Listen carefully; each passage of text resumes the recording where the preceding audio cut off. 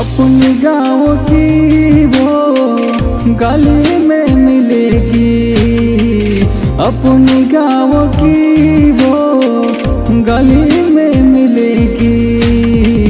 जरा आँख से गम पिला कर तो देखो, अपनी गाँव की वो गली में मिलेगी, अपनी गाँव की वो गली में मिलेगी। जरा आँख से गम पिला कर तो देखो, अपनी गाँव की वो गली में मिलेगी, अपनी गाँव की वो गली में मिलेगी।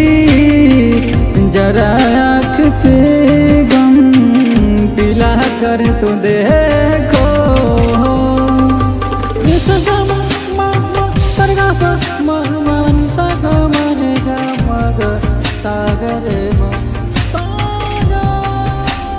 गाँव में मेरे जैसे शहर में तेरे, देखो जाकर कहीं अपने गाँव तो नहीं।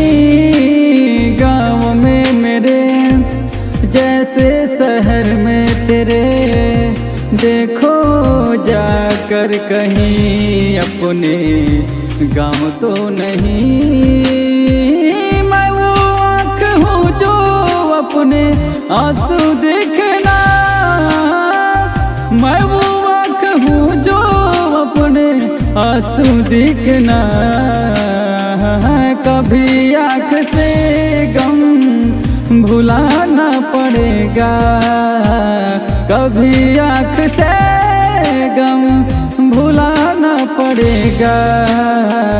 जरा अपनी बाहें फैला कर तो देखो, अपनी गाँव की वो गली में मिलेगी, अपनी गाँव की वो गली में मिलेगी।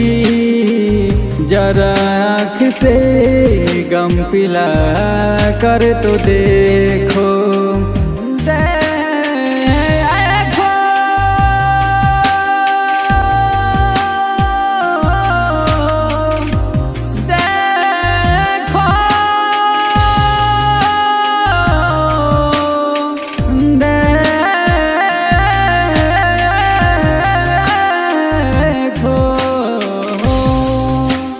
गाँव में पली जैसे फूलों की कली, तोड़ा मैंने जो वही मेरे कली तो नहीं।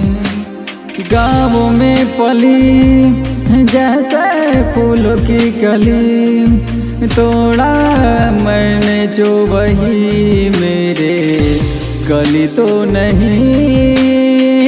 साथ वो चलेगी अपने कभी चलना, साथ वो चली जो अपने कभी चलना। कभी प्यार को छोड़ जाना पड़ेगा, कभी प्यार को छोड़ जाना पड़ेगा। जरा मेरी बाहों में आ कर तो देखो।